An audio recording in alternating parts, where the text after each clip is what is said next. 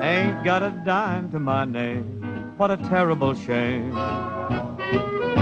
Ho hum, ho ho hum.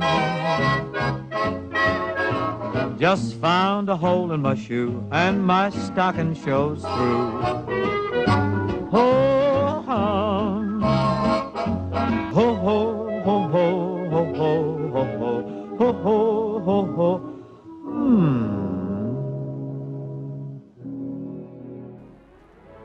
Hi there, I'm David Duncan and welcome to Bing Crosby, The Hollywood Years. Well, 1948 was one of those rare years that saw only one Crosby film release. Written and directed by Billy Wilder, The Emperor's Waltz was set in Austria at the turn of the century and had been playing a travelling salesman trying to sell his newly invented gramophones to the Emperor, whilst romancing an aloof countess played by Joan Fontaine.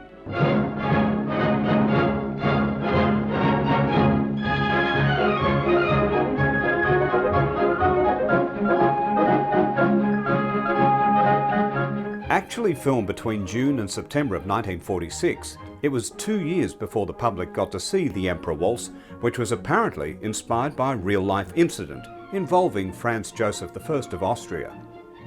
Exterior locations were filmed at Jasper National Park in Canada, and it was beautifully photographed in glorious Technicolor and was eventually nominated at the Oscars for Best Costume Design and Music. Now, whilst Bing and all the cast do their very best, it's the story that's lacking, which is very unusual for a film written and directed by Billy Wilder. In fact, in later years, he announced that he never wanted to see the film again. If you feel a song, then let the song begin, and you'll find the friendly mountains joining in. Joining in, joining in, joining in. Loosen up your pipes, and brother, you can bet it's as pretty as a barbershop quartet. Quartet, quartet, quartet,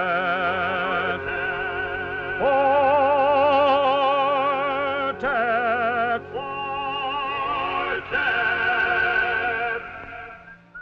Well, all that aside, it's still an enjoyable Crosby film. As mentioned, Bing plays a travelling salesman who wants to secure a meeting with the Emperor in hopes he will endorse the gramophones that he's trying to sell to the Austrian public. Due to a misunderstanding, he's thrown out of the palace and must find another way to reach the Emperor. What's the matter with you? You crazy or something? Arrest! Let go of me! And drop that dog, you dog! Search him! Now, the film centres mainly around Bing's co-star, and I'm not talking about Joan Fontaine, who plays the role of the Countess. It's his dog, called Buttons, who meets and falls in love with the Countess's prized poodle. Now, this also brings Bing and the Countess together, which proves to be an impossible situation due to the class differences at the time.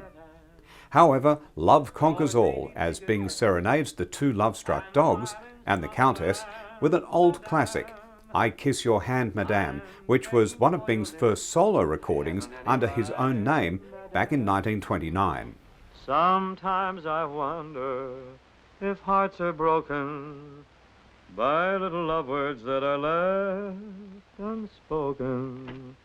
I always tremble when you are near me. I'm looking for a ray of hope to cheer me. I hope to keep my kisses warm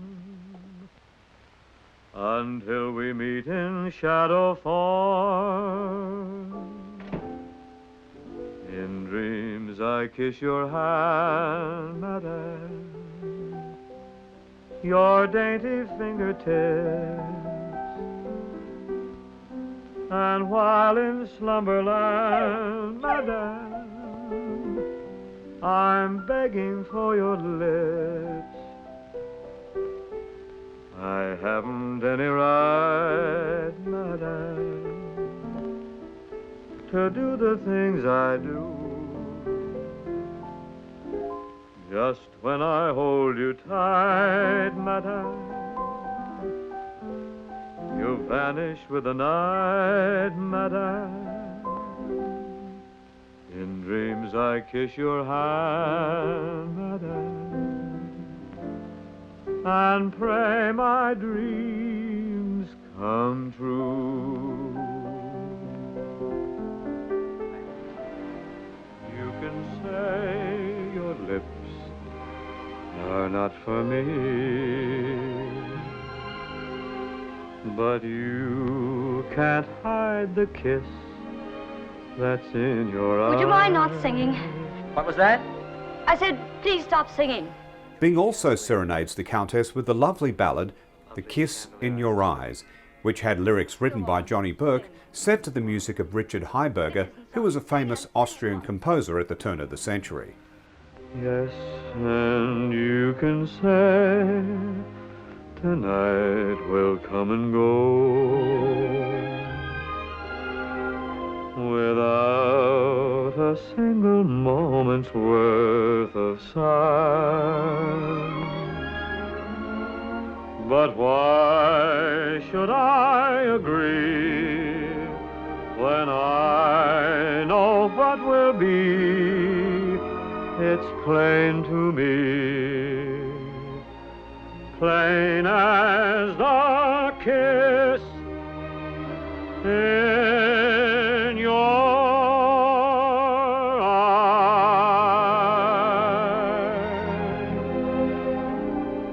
plain as the kiss. Stop it.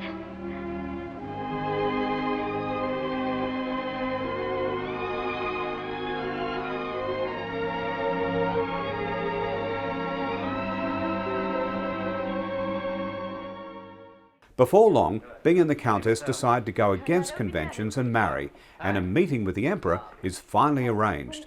However, the Emperor has another proposal. If a good proposition offered itself, you wouldn't let it slip through your fingers. Oh, I should say not, sir. Good. It so happens I have one for you. You have? It's a very simple one. Give up Johanna, and I will endorse that machine. Come again? I'm sure you heard what I said. Look, you, I love her. That, Mr. Smith, is what I am counting on. Are you enough, Mr. Smith? $22.50 a week with a 4% commission.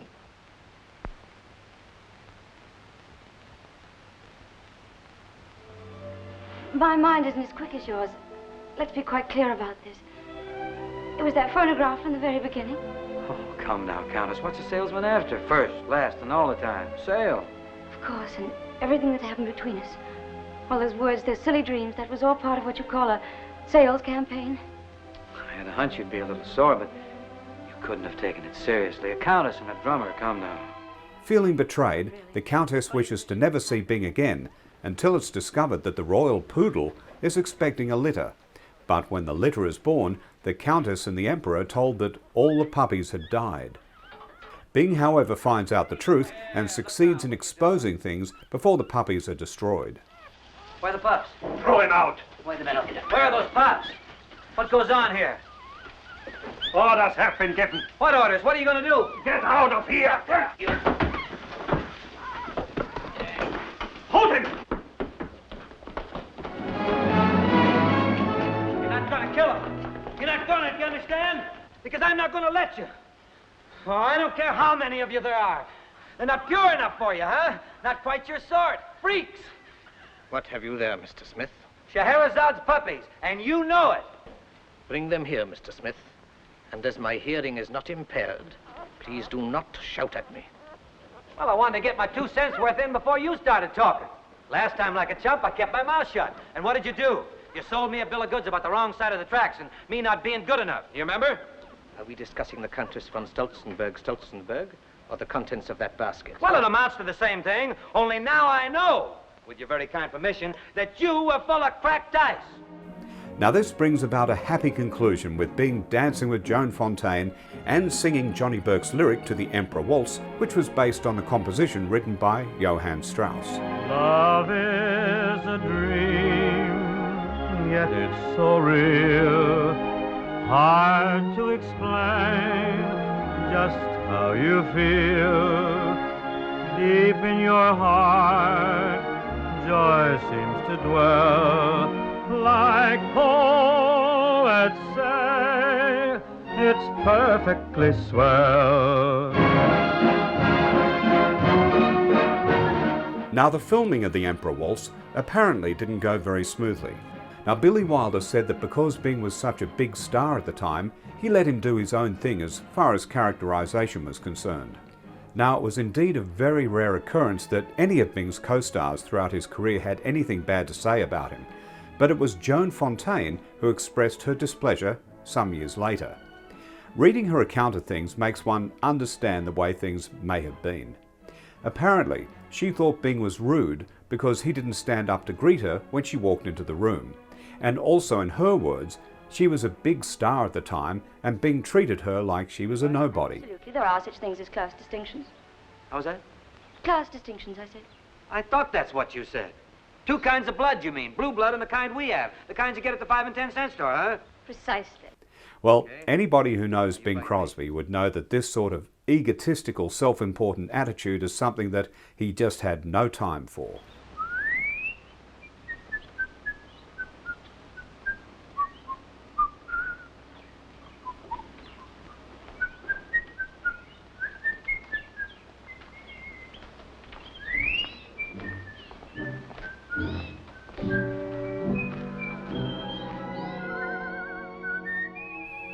By all accounts, Bing had good memories of working on the film and had great respect for Joan Fontaine as an actress. He also confided in her that he found it hard to understand Billy Wilder due to his accent, which may account for his self-direction when shooting scenes.